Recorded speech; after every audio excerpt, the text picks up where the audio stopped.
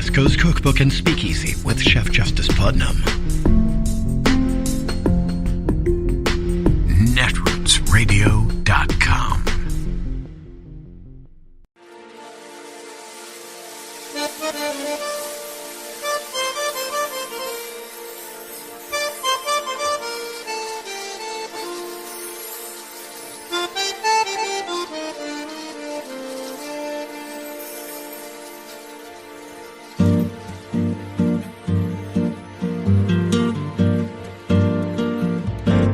Je voudrais du soleil vert, des dentelles et des théières, des photos de bord de mer, dans mon jardin d'hiver. Je voudrais de la lumière, comme en Nouvelle-Angleterre. Je veux changer d'atmosphère, dans mon jardin d'hiver. Ma fleur sous la pluie de novembre, tes mains qui courent, je n'en peux plus de t'attendre. Les années passent, il est loin, là je tombe. Nul ne peut nous entendre. Je voudrais du Fred Astaire, revoir un latte goët. On COVID misinformation, what's your message to platforms like Facebook? They're killing people. I mean, it really, look, the only pandemic we have is among the unvaccinated. And they're killing people. Killing people. President Biden there bluntly calling out Facebook's dangerous impact for how it amplifies COVID misinformation to often hundreds of millions of people. It's a reminder that what Facebook does day in and day out, whether you're following it closely or not, is a presidential level issue. And we have news on this front right now, which busts up some of the claims that Facebook's leaders have made over the years as the company grew from something that they touted as powerful, that it was going to reshape the web, to then getting power and starting to pretend that maybe Facebook doesn't have all the power that it clearly does. I think it's shaping the broader web. Personally, I think the idea that fake news on Facebook, of which it's a very small amount of the content, influence the election in any way, I think is a pretty crazy idea. My position is not that there should be no regulation, but I also think that you have to be careful about what regulation you put in place. I don't know the answer to that off the top of my head. So you won't take down lies, or you will take down lies? I think it's just a pretty simple yes or no. Under fire, Facebook founder Zuckerberg has backtracked. He later said he realized fake news and disinformation does impact elections, and now he says they have more systems to stop misinformation. In terms of fighting misinformation, we've taken down more than 18 million pieces of misinformation. Now, it may be that Facebook works to patrol some of that, but they're back in hot water tonight. And this is so important, that's why I'm giving you the news on it. There's this explosive New York Times investigative report, brand new, that found Facebook hid the truth about what is actually its most popular viral content. And this is from the beginning of 2021. The report was going to be new about what they'd learned, but they hid it. Why? Because it would undercut some of those Facebook claims you just heard. They had claimed they would transparently release this kind of information, and they hid its own data from Facebook and that promised report because it revealed that the top most viewed Facebook post in those first months of 2021 as COVID raged and the vaccine push began was a piece that darkly suggested, without evidence, that maybe the COVID vaccine itself was responsible for the death of a Florida doctor. Fact check. No autopsy or report has found that the vaccine was the cause of that death. That is something that, if true, would be big news. But the reach of that was gigantic. You know, the top cable news shows, you watch cable news sometimes, I can tell. Well, the top shows will draw up to several million viewers a night. Big network entertainment TV or sports, they can shoot above 5 million viewers. That single Facebook post I'm telling you about, it went viral and reached 54 million accounts in the US alone. Now, Facebook knew that. And according to the New York Times, Facebook knew it would look bad to claim they're taking down misinformation when literally their top viral item out of everything. I don't mean just out of alleged news, I mean out of everything. During the vaccine rollout was this evidence-free headline that would make many people think twice about a vaccine if doctors were allegedly dying of it already. Now, there are even secret internal emails busting Facebook for that cynical plan to bury the report. If this were in court, that kind of cover-up makes you look way worse because a cover-up's evidence of your bad intent. It shows people knew internally at the time they were already wrong. And this is a long ways from what can be tougher debates about censorship. The main issue here is that Facebook profits off super viral content. It stokes the engagement that keeps the site relevant even as they worry about new other social media platforms like TikTok. And in 2021, I bet you already know this. Disinformation and conspiracies about the vaccine are a big deal that millions of people engage in, which to Facebook makes them big business.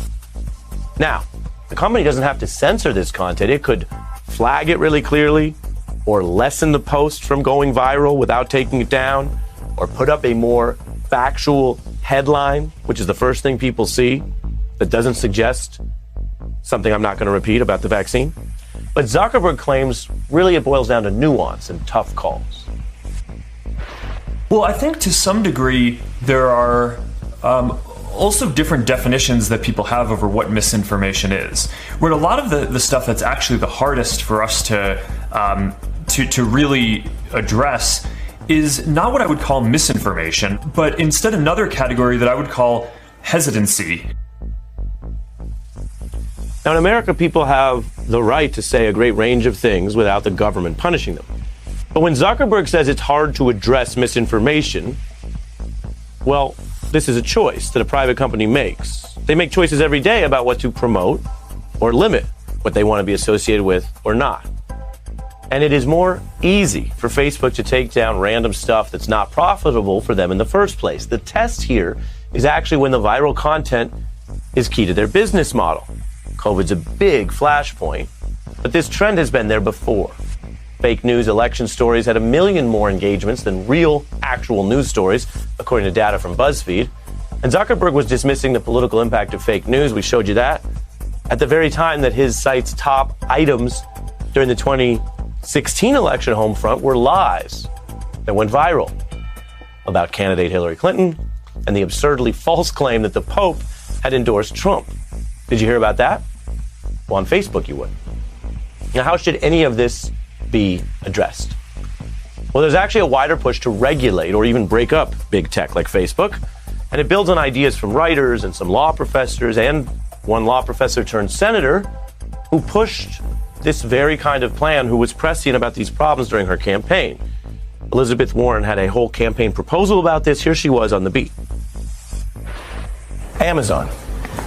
Can I have 2 words? Sure. Too big.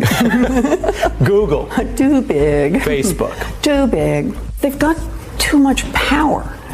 And they get to use that power now to dominate markets, to chew up competitors, and ultimately to change the consumer experience. We got to change that. Here's what's new now. Elections have consequences. The Biden administration is actually taking a page from that Warren playbook, empowering tougher tech regulators. Silicon Valley reportedly scared of new Biden appointees at DOJ, an Amazon critic over at the FTC, and a pioneer in getting tougher on rethinking big tech, Tim Wu, is now at President Biden's side.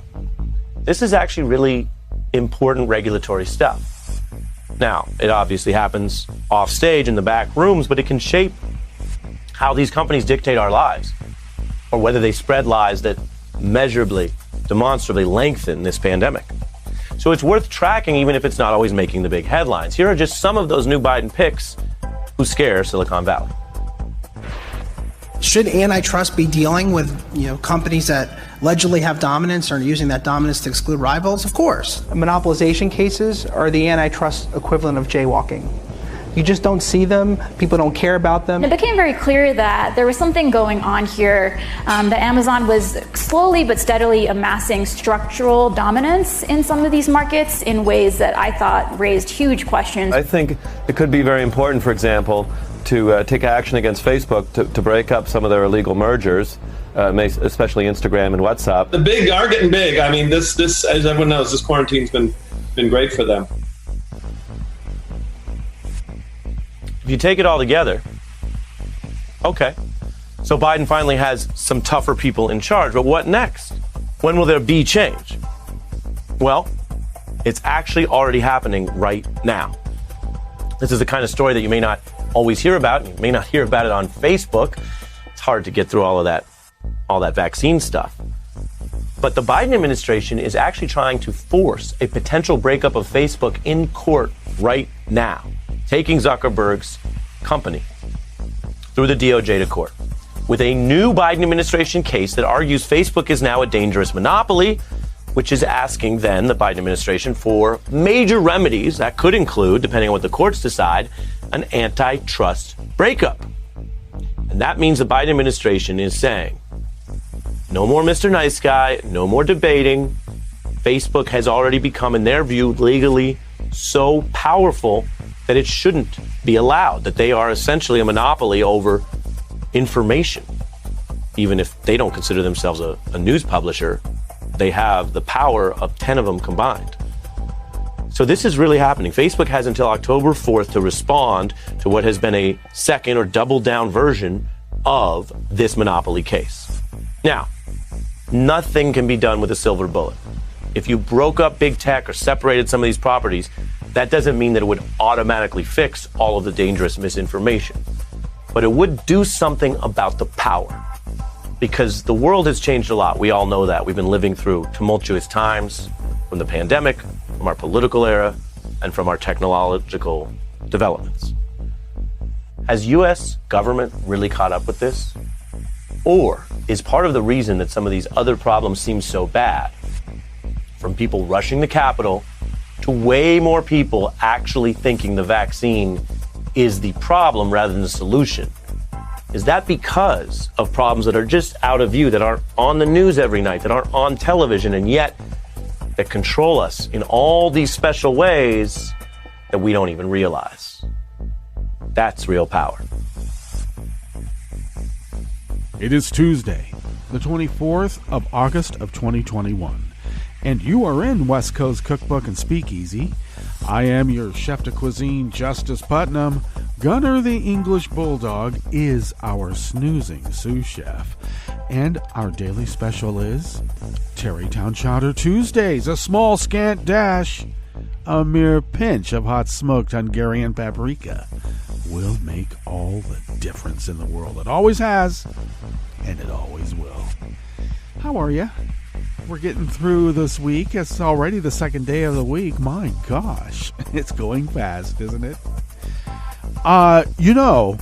We have airlifted in 9 days over 50,000. 50,000 people in 9 days. That's more than the Berlin airlift. I believe that's even more than what came out of Vietnam before we pretty much said, okay, all the rest of you have to get on boats of your choosing or making. 50,000, 9 days. And apparently, according to the Beltway media, it's a chaotic mess and it's all Joe Biden's fault. Why won't he bring Americans back when he's bringing Americans back?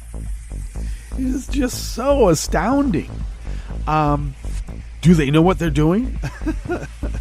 It's almost like they waited 20 years to finally be able to unload on a Democratic president for pretty much losing Afghanistan. Judith Miller told them of the plan 20 years ago, and they never thought it would take this long. And they've been chomping at the bit. Some of them are going to have to retire. They got to get their digs in before they go to reporter pasture. So, is there still access journalism after you've been retired? I mean, what's up with that? Okay, well, and what is Judith Miller doing these days? Is she still at Fox, or is she over at OAN or one of those other, extreme networks? Yeah, we got a beer hall putsch going on. This seems to me to be the longest running beer hall putsch in history. And then we can only go back to the original beer hall putsch. I'm sure that strategy was used before, but that's the one we cite. I think some might call it a false flag operation. And it was. Commies were blamed. And that's why Nazi Germany became Nazi Germany. They pushed it along until they got what they wanted. Sort of like what's happening now. We even have the brown shirt shock troops in the Proud Boys and their fellow travelers conducting street battles while there are no cops to be found. Carjackings, no cops. These Antifa commies said they wanted to defund the cops. We'll show you what that's like. Actually, I think what happened is that Ted Wheeler and others decided, why should we pay overtime to the police department when the Proud Boys are going to be doing the exact same thing? I mean, come on. Do we pay these guys overtime to do that? It's already getting done pretty much for free or at no cost to the city. Because you can count on it. The Proud Boys are being funded by something or someone.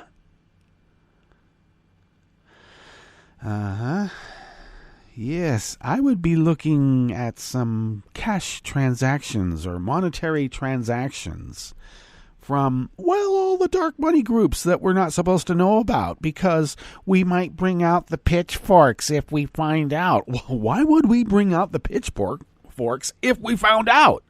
Nobody asked that question. The pitchforks don't come out for no reason. Okay? So I would presume that they already know of their guilt. And that's why this has been happening for so long. All right. We better do something. And I think that we also might have to talk to a few members, 9 or 10, of our own side and tell them, hey, what's up? Are you really trying to do what you're trying to do right now? Do you have no sense of history? I mean, you can go back to the 30s, the 20s even, and see the political infighting and the intrigue on what would be considered our side. And because of that, Hitler and his Nazis were able to get away with what they got away with for so long. Are we going to do the exact same thing? Well, it's not going to be exact. We already have a long-running beer hall push. They only had one. One that mattered. Here, this one's got to keep going on. Okay. Oh, boy. So, we still have to vote. We really do. I don't want to be doing it in the streets because these Proud Boys are suckering us into it.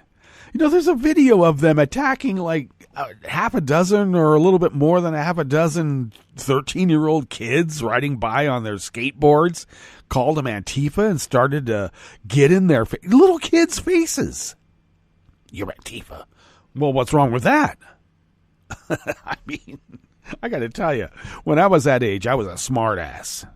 A lot more than I am now. And you can imagine. So, I probably would have had fun. And I could also probably count on, even at that age, running faster than those tubalards. Weighted down with all their tactical gear. Cosplaying? Is that what it is? Are they cosplaying? Live rounds. They got some live rounds. Yeah, so they harassed a little more than a half a dozen 13-year-olds riding by on skateboards. You're Antifa. They carjacked a guy who was just trying to get out of the parking lot that he had parked in. Called him Antifa. You tried to hit us. No, I was just parked here. I'm trying to leave. Dragged him out and beat the crap out of him. And then they turned over a handicap van, wheelchair, handicap van. And I know why. There's a well-known anti-Proud Boy. I guess you could say Antifa. I don't know what that means. Pretty much a guy who is physically limited and uses a wheelchair, and he's a well-known anti-Proud Boy guy. And they get in his face, and they've turned him over in his wheelchair before. I think that they thought that van held that guy. It didn't. But it did not matter, because when mob rules and they got guns, they got knives, they got clubs, they got brass knuckles, they have all the accoutrements of a street war, or for a street war. And no cops to be found. You guys have free reign. Paintball fights, go ahead. So, apparently, I guess there was, an opposing side to them, which is this amorphous entity called Antifa. I suspect, actually, there was Black Bloc there, which I think that we need to discern the difference between anti-fascist and Black Bloc, okay? Just because they're out there battling in the streets doesn't mean they're Antifa. But it sure as hell might mean that they are Black Bloc. The problem with Black Bloc is they have been infiltrated by agent provocateurs to escalate situations so that you have the street battles that can be put on the 6 o'clock news to prove how terrible our cities are and how they're burning to the ground because of liberals, commie socialists, hippies, black people, them. Worked pretty good when Trump was in office. But we do have a compliant media now, don't we? Only too happy to attack Joe, even for stuttering. ABC had a transcript of him stuttering. Who does that? People that would just willy-nilly turn over a handicapped wheelchair van thinking it might be that Antifa guy that keeps saying bad things about us. He's such a threat in a wheelchair. Okay, like I said, we still have to vote. And they are still trying to make it difficult. But we won't stop, will we? Nope. We've got workarounds. I think about all those years, decades, hundreds of years of slavery in this country. And what it took to finally get the vote that they're trying so hard to take away from everybody. So why give up on America?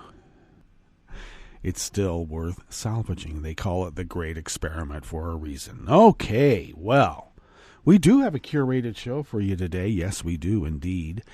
So what's on that curated part of the show? Well, we'll tell you right now. At the top, as you heard, yes, the Biden administration is suing Facebook after that explosive New York Times investigation revealed that the company covered up the truth about its anti-vaccine posts. Everything's becoming clearer now when I think of all the time that I was suspended from Facebook in the last couple of years for harassing Nazis, anti-vaxxers, COVID denialists. It all makes sense now, doesn't it? Yes, it does. On the rest of the menu, a lawyer for Purdue Pharma threatened a bankruptcy judge to accept the OxyContin maker's plan to reorganize or face decades of Hobbesian hell. Really? You're threatening a judge. Okay. Oregon was the poster child for limiting the spread of coronavirus. Now it struggles with a surge of the Delta variant, and it is bad, I got to tell you. We talked about it a little bit yesterday, but we're going to get a little bit deeper into it today. And U.S. existing home sales climbed for the second straight month in July. Joe Biden's such a failure. After the break, we move to the chef's table where the U.S. blacklisted an Eritrean official over human rights abuse in Ethiopia's Tigray. And Sweden's next prime minister will need to convince the nation the Social Democrats can stop a tide of right-wing gang violence and restore the welfare state after the pandemic. All that and more on West Coast Cookbook and Speakeasy. Bon appetit.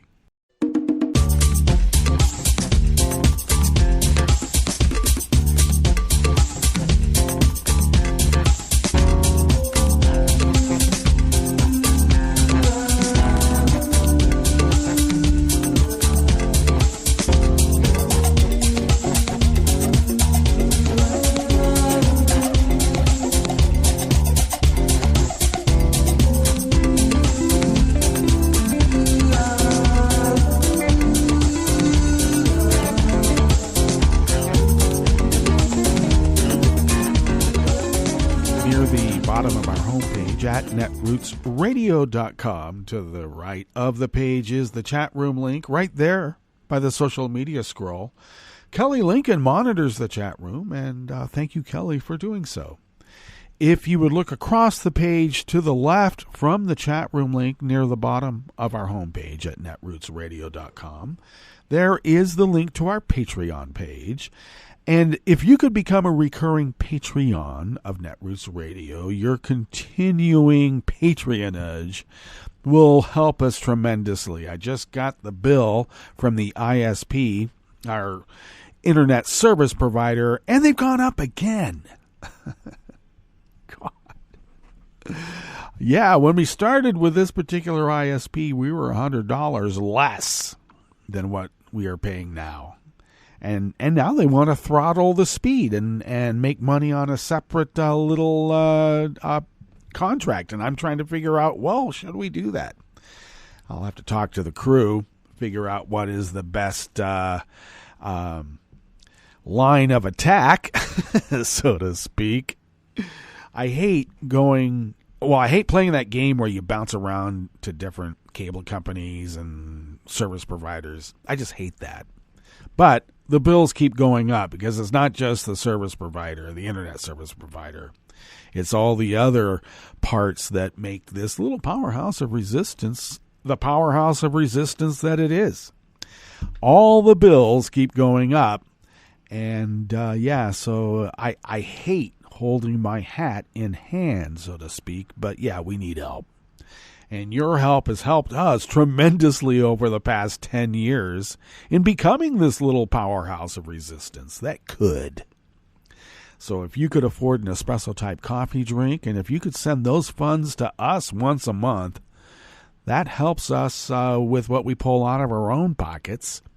And then that helps us to pay our bills. And then we fly under the radar, and then we can continue this resistance against a hostile takeover of the United States of America. Thank you for your generosity. And also a pre-thanks for your generosity in the future. Thank you. If you would like to follow Netroots Radio on Twitter, do so at Netroots Radio. Tom takes care of that, and we thank Tom for doing so. Follow me on Twitter at Justice Putnam. I post the show notes and links diary on Daily Goes about 10 minutes before showtime, and then I get that linked up on Twitter and other social media platforms, and you know who they are. And you can also follow the show on Twitter at Cookbook West and pick up podcasts by way of Spreaker, Stitcher, TuneIn, iHeart, YouTube, iTunes, and wherever podcasts can be found. They are everywhere. Okay, this first offering here in the Bistro Cafe of West Coast Cookbook and Speakeasy is out of the Associated Press by Jeff Mulvihill. a lawyer for Purdue Pharma, said that a judge needs to accept the OxyContin makers' plan to settle thousands of lawsuits over the opioid epidemic or face years or decades of Hobbesian hell with complicated litigation that would not result in fair payouts to abate the epidemic or pay individual victims. You take what we want to give or you get nothing. Wow. Is that how it works? Maybe it does. We'll see. Marshall Hubner, a lawyer for Purdue, made his case during an ongoing video conference hearing to U.S. bankruptcy judge Robert Drain, who expects to rule this week on whether to accept the Stamford, Connecticut-based company's reorganization plan. State and local governments and individual victims who cast ballots on the plan supported it overwhelmingly, but 9 states, the District of Columbia, the City of Seattle, and the U.S. bankruptcy trustee are fighting the plan because it would protect members of the Sackler family who own the company from future lawsuits over opioids. Hubner said that allowing suits to go ahead against members of the wealthy family would be a fight that would be long, hard-fought, and uncertain, and incredibly expensive. Well, I hope that the United States of America is richer than the Sacklers, but maybe not. And if some places won billions in judgments against family members, Hubner said, that could leave nothing for the rest of the U.S. Oh, that's okay. We'll just attach the money that they parked offshore thinking they could hide it. We know where it is. Yes, we do. He also noted that suing Sackler families is complicated. The family is stretched across the world with some assets held in foreign trusts. Well, that sounded like a plan. And many family members have never been involved with Purdue. Oh, they're not guilty by association? Well, we'll figure out how that works in a RICO Act. In exchange for the legal protections, family members would contribute a total of $4.5 billion in cash and control of a charitable fund. They would give up ownership of Purdue, and the company would be informed or reformed into a new entity with its profits going to fight the epidemic and pay victims and their families. Most of the funds sent to government entities would have to be used to combat opioids via projects such as connecting people with treatment programs and opioid use prevention, and most people with claims that are found valid are expected to receive between $3,500 and $48,000. The company also would make public millions of internal documents, including communications with its lawyers, and the Sacklers would have to get out of the opioid business in other countries eventually. Wow, they're a total drug cartel. Huh, interesting. Now, Irv Goldman, a lawyer representing the state of Connecticut, argued that states' rights would be violated if a settlement is adopted without their agreement. Drain, who had far more questions for those opposing the plan than supporting it, asked what would happen if just one city or state were left objecting. Do you still say that the whole thing would be put aside for that creditor's rights, he asked? Goldman said that was a difficult question, but there's an overriding concern about the Sacklers getting protections from suits. If the plan is confirmed, they would have gotten every bit of protection and more than they would have received in their own bankruptcies, he said, but without the rigors of going through bankruptcy themselves. Some parties in the cases also agreed to changes in the details of the settlement. While members of the Sacklers would still be protected from lawsuits related to opioids, they would be allowed to face litigation over other Purdue products and actions. Also, contractors and advisors would no longer receive protections from certain civil claims over opioids, which have been linked to more than 500,000 deaths in the U.S. since the year 2000.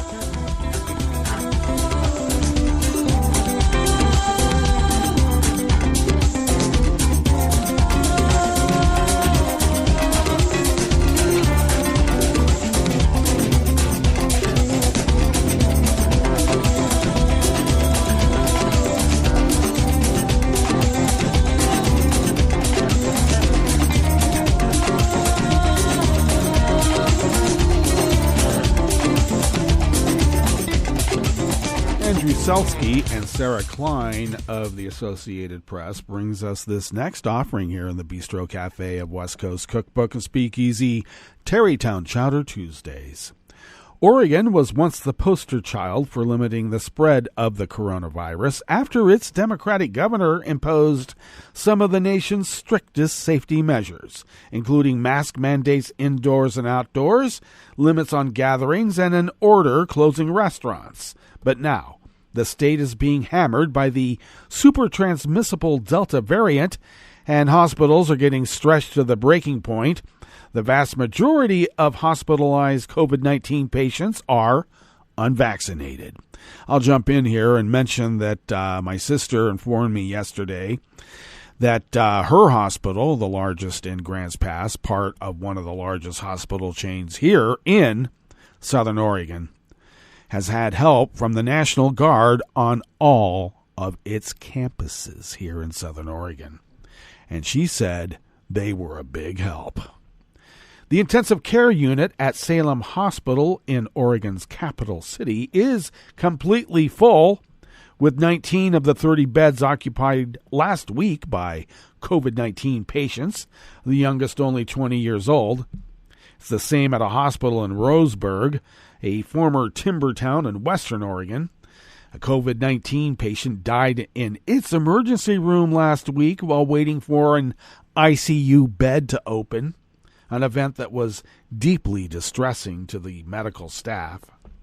Oregon is among a handful of states, including Florida, Arkansas, and Louisiana, that have more people hospitalized with COVID-19 than ever before.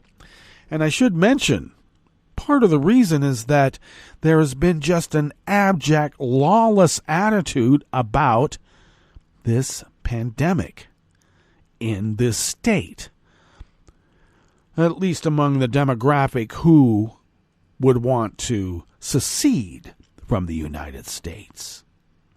And yes, that is spoken quite loudly here.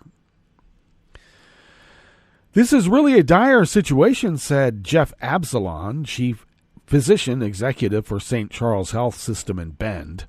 National Guard troops were deployed to the Mountain Towns Hospital last week to assist medical staff. Some 1,500 Guard troops have been dispatched to hospitals around the state by Governor Kate Brown, who warned of the seriousness of this crisis for all Oregonians, especially those needing emergency and intensive care. Oregon keeps breaking records for the number of hospitalized COVID-19 patients, reaching 937 on Monday, yesterday. That's a 50% increase over last year's record when vaccines were not available. More than 90% of Oregon's adult hospitals and ICU beds are completely full.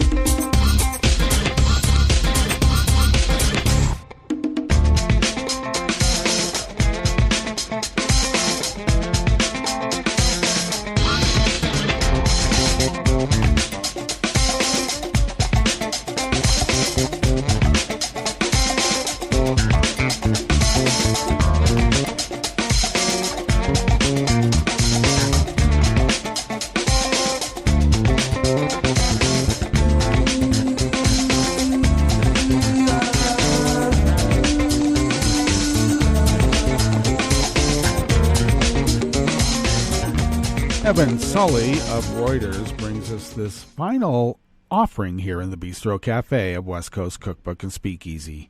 U.S. existing home sales increased for the second consecutive month in July as inventories improved moderately while prices eased from the prior month's record level. Existing home sales increased 2% to a seasonally adjusted annual rate of 5.99 million units last month from June's upwardly revised pace of 5.87 million units. Sales were unchanged in the Northeast but increased in the Midwest, South, and the West. Economists polled by Reuters had forecast sales would decline to a rate of 5.83 million units in July. Home resales, which account for the bulk of U.S. home sales, increased 1.5% on a year-on-year basis. The median sales price slipped to $360,000 from June's record level, but was still up 17.8% from the year earlier. The sales rate increase suggests the drop-off in sales after a sharp run-up late in 2020 and early this year may have run its course. We see inventory beginning to tick up, which will lessen the intensity of multiple offers. Lawrence Yun, a chief economist of the National Realtors Association, said in a statement, much of the home sales in growth is still occurring in the upper end markets, while the mid to lower tier areas aren't seeing as much growth because there are still too few starter homes available. Home building fell more than expected in July amid supply constraints. The Commerce Department reported last week as surging construction costs and home prices continued to constrain the housing market. There was, however, a rebound in building permits following 3 consecutive monthly declines. All right, let's get to our break, and when we get back from that break, we will go through weather from around the world, and we will finish up with the stories that we've curated for you today. You are listening to West Coast Cookbook and Speakeasy, and we will be right back. You are listening to netrootsradio.com. Please hang up and try again.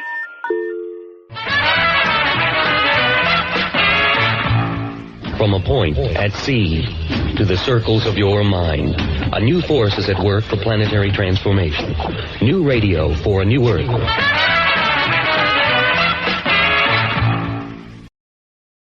This is Take Two Movie Review. I'm Clinton Johnston. This week, Faster DC Cat, Kill Kill.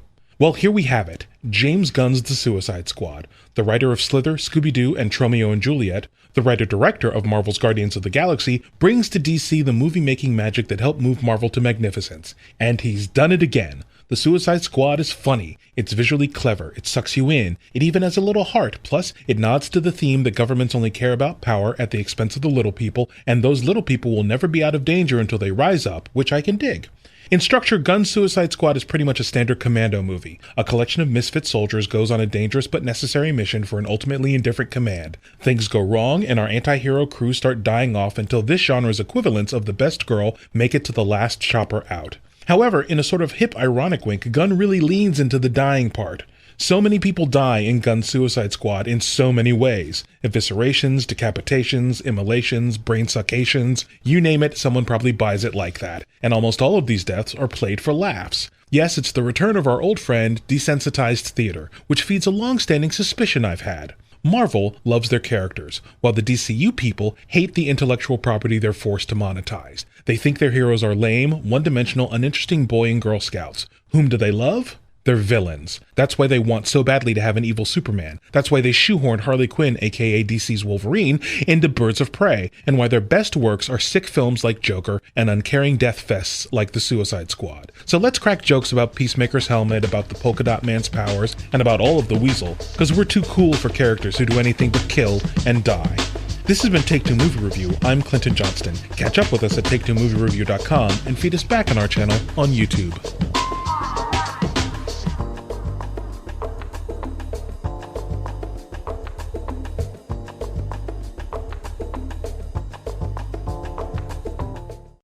He seems sorry. We very clearly told him not to look up there. I'm honestly impressed that he was able to do it. Right? What, did he balance on that big chair? Or... Yeah, I mean, I guess he'll just know what his gifts are this year. I really thought we had hidden them well. If they can find their presents, they can find a gun. 911, what is your emergency? Every day, 8 kids and teens are unintentionally killed or injured by loaded and unlocked guns. Learn how to make your home safer at endfamilyfire.org. Brought to you by the Ad Council and End Family Fire. Hi, it's Tom. Could we humbly suggest your donation to netrootsradio.com? All we've got to run this 24-hour powerhouse of progressive resistance radio is what comes out of our own wallets. And you are our biggest donor. And it doesn't take much, $3, $5. Just go to the bottom of our netrootsradio.com page and hit our secure donate button. Heck, you can even make a recurring contribution. So donate what you'd like at the bottom of our netrootsradio.com's homepage. Because you are our biggest donor. netrootsradio.com. Together, we are Resistance Radio.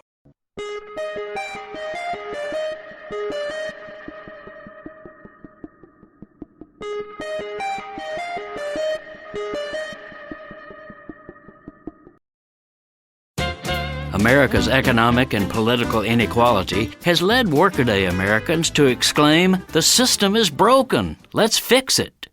But there's another version of this protest that I'm hearing more frequently these days. "The system is fixed. Let's break it." That certainly applies to such rigged systems as money in politics and voter suppression, but it's also relevant to seemingly mundane matters that restrain our personal freedoms. One of the insidious fixes we need to break is the claim by brand-name corporations that we consumers must be banned by law from repairing the products they sell to us. The weak battery in your cell phone, the fuel sensor in a farmer's tractor, some gizmo in the toaster you bought, a fuse in your business's truck. You could fix all of these yourself or, with a little hassle, take the problem to a local repair shop. But no, such manufacturing powerhouses as Apple, John Deere, and Panasonic assert that only their corporate technicians are authorized to open the product, which you own, to make it work again. So you are expected to deliver it to their distant facility, wait however many days or weeks they tell you, and pay an inflated price. They've literally fixed the fix for consumer products. They impose their control by making the products as needlessly complicated as possible, then claiming that the complexity is their patented proprietary product. Thus, they say they don't have to provide repair manuals or sell repair tools to consumers or independent shops. Gotcha. To give their closed profiteering system the force of law, the giants have deployed armies of lobbyists and lawyers to legislatures and courts, arguing that self-repair people really are scoundrels trying to circumvent safety and environmental rules. This is Jim Hightower saying, for action, go to U.S. Public Interest Research Group, uspurg.org. The Hightower Radio Lowdown is brought to you by our new Lowdown Happy Hour, now live streaming on Facebook from the Chat and Chew Cafe, with kick-ass political spark plugs like Beto O'Rourke, musical champions like Marcia Ball, and grassroots change makers like the New Georgia Project and People's Action.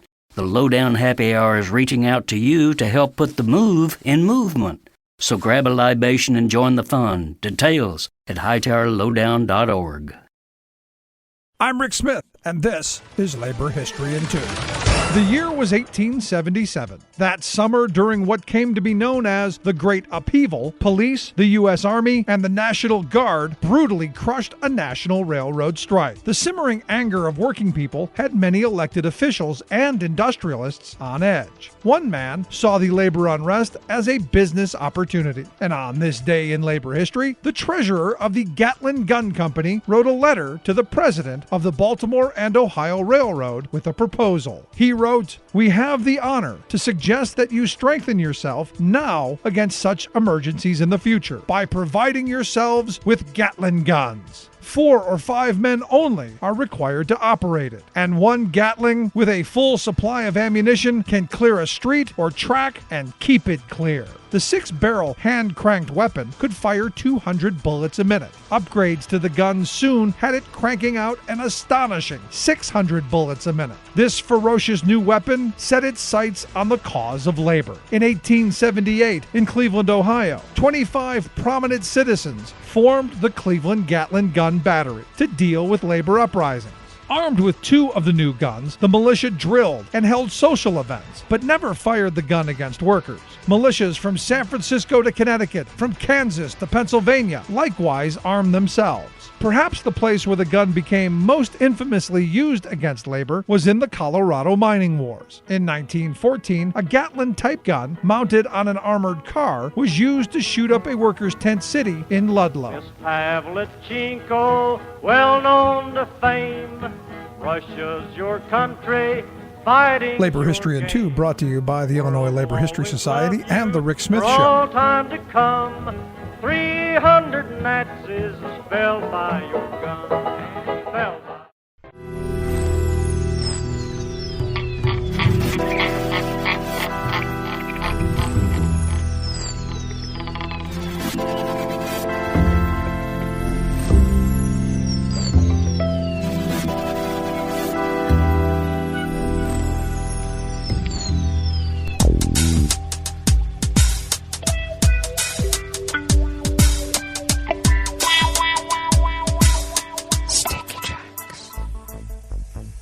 Thank you for accompanying us here to the chef's table at West Coast Cookbook and Speakeasy, Tarrytown Chowder Tuesdays.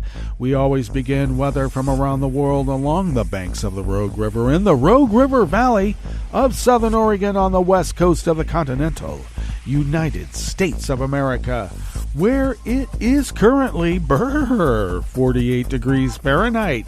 Expecting a high in the mid-80s, so we are now getting these chillier nights, which is just fine. And it looks like our days are only going to be in the mid-80s for a bit, which is just as fine as well, and we like it. Partly cloudy currently, but with plenty of sunshine later on. Winds out of the west-northwest at 5 to 10 miles per hour. Some clouds overnight with lows in the low 50s, maybe upper 40s. Winds out of the northwest at 5 to 10. And sunshine and clouds tomorrow with a high around 84. And that sunshine and clouds will be mixed with winds out of the northwest at 5 to 10 miles per hour. Confirmed cases of coronavirus in Jackson County in the southern part of Oregon have increased. And apparently, these are updated totals from the weekend. We now stand at 163,079 confirmed cases in the county, with our deceased increasing from 179 to 183. Sad news. And they still won't wear a mask, and they still deny that what is happening is happening. Grass pollen, though, is rated low right here in Rogue River. The air quality index is moderate at 65 parts per million. We continue being under an active air quality alert, so if you have breathing problems, do take care. The daytime UV index is high at 7. Barometric pressure is falling at 29.96 inches. Visibility is down to 6 miles, and relative humidity is at 75%. Weather from around the world is brought to you by a crowd of crowdsourced weather stations that a crowd crowdsources from around the world. London is 72 and partly cloudy. Paris is 75 and sunny. Rome is 81 and partly cloudy with a thunderstorm advisory with electrical parts in it, which means lightning, and it could impact the electrical grid. Kyiv is 78 and fair. Kabul is 82 and fair. Hong Kong is 81 and partly cloudy. Tokyo is 81 and mostly cloudy. Sydney, Australia is 47 degrees with rain and wind. San Francisco, California is 56 and cloudy with a smoke advisory from the wildfires. And New York is 83 degrees Fahrenheit and sunny. And that is weather from around the world, brought to you by a crowd of crowdsourced weather stations that a crowd crowdsources from around the world.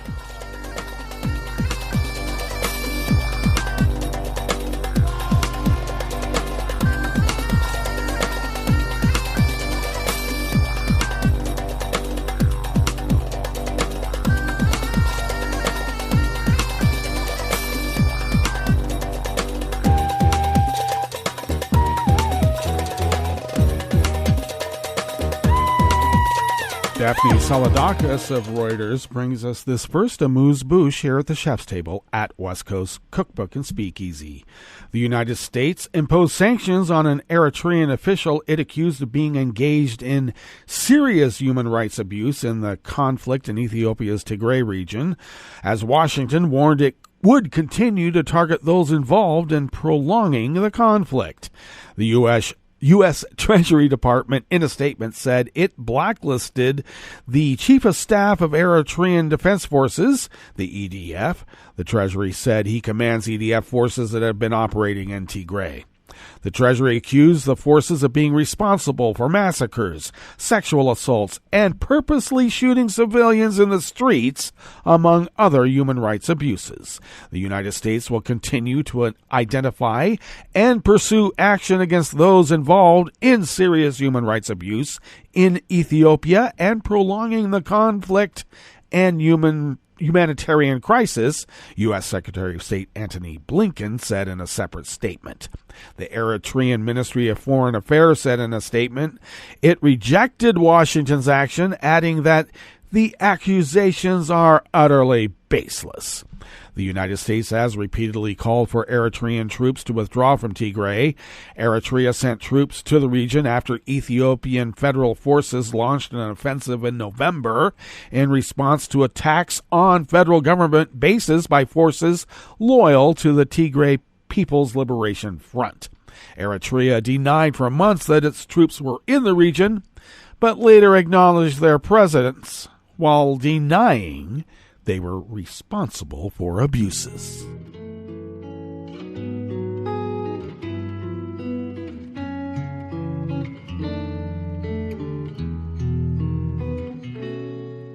Je te donne ce mon amour pour la vie entière. La promesse de me trouver à tes genoux. Aussitôt que tu m'appelles, rester toujours fidèle, c'est tout, c'est tout. Je te donne tous mes printemps, mes étés de mer, mes automnes quand les feuilles tombent partout. Si ce n'est pas une bonne affaire, je te donne tous mes hivers. Simon Johnson of Reuters brings us this final amuse-bouche here at the Chef's Table at West Coast Cookbook and Speakeasy. Sweden's Social Democrats will pick a new leader in November to replace Prime Minister Stefan Löfven, needing to find a flag bearer who can convince the voters the party can stop a tide of right-wing gang violence and restore the welfare state after the pandemic. Löfven, who leads a minority government, will step down less than a year ahead of an election due in September of 2022. Polls so far show an even split between a broadly leftish grouping and a right-wing opposition alliance of parties, including the far-right populist Sweden Democrats. Löfven relies on varying degrees of support from the Greens, the formerly communist left, and the Liberal Center Party, which abandoned its allies on the right after the 2018 election over their willingness to work with the far right. The successor, Löfven, who has been known as a deal maker but a lackluster campaigner, is likely to have to walk a similar tightrope while also rebuilding the economy after the coronavirus pandemic and tackling the surge in gun crime. Sweden has some huge challenges coming up. Nick Eilert, Associate Professor of Political Science at Södertörn University, said, "The biggest one is law and order. Shootings have become an almost daily occurrence in cities such as Stockholm, Gothenburg, and Malmö, and the far right has succeeded in linking the violence with the generous immigration policies of recent decades. Sweden has clamped down on immigration, but support for Sweden Democrats has still grown, with opinion polls showing law and order a key issue ahead of next year's vote." Now remember, the Sweden Democrats are the far right. Before that, however, the next premier will face an immediate crisis over how to pass the budget. The left party has threatened not to back a finance bill unless it gets to influence policy, a deal breaker for the center-right center party. Wow, that sounds familiar, doesn't it? Well, that brings us to the end of our broadcast period for the day, but you do know Netroots Radio broadcasts on. And we're going to meet up tomorrow for Smothered Benedict Wednesdays. So do stay tuned to Netroots Radio all day and all night for all the breaking news as it breaks. And we'll meet up here tomorrow, right here in West Coast Cookbook and Speakeasy.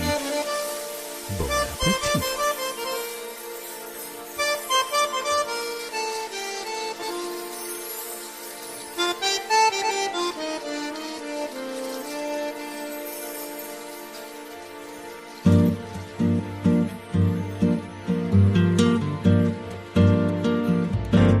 Je voudrais du soleil vert, des dentelles et des théières, des photos de bord de mer, dans mon jardin d'hiver.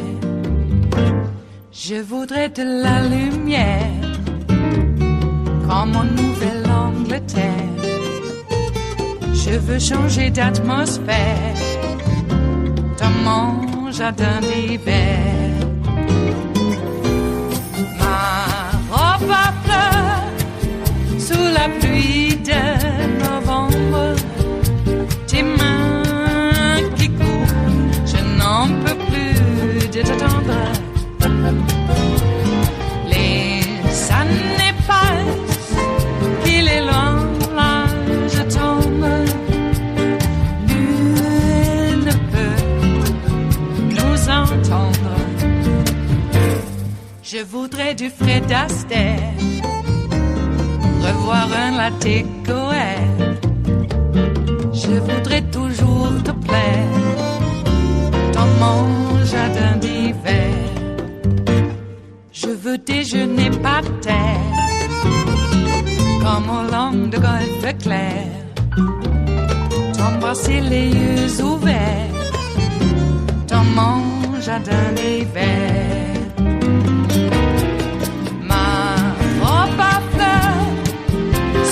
Pluie de novembre, tes mains qui courent, je n'en peux plus de t'attendre. Les années passent, il est loin, là je tombe. Nul ne peut nous entendre. Ba-da-da-dum-di-da-dum. Ba-da-da-dum-di-da-dum. Ba-da-da-dum-di-da-dum. Dans mon jardin d'hiver. Ba-da-da-dum-di-da-dum. Ba-da-da-dum-di-da-dum. Ba-da-da-dum-di-da-dum. Dans mon jardin d'hiver. Dans mon jardin d'hiver. Dans mon jardin d'hiver.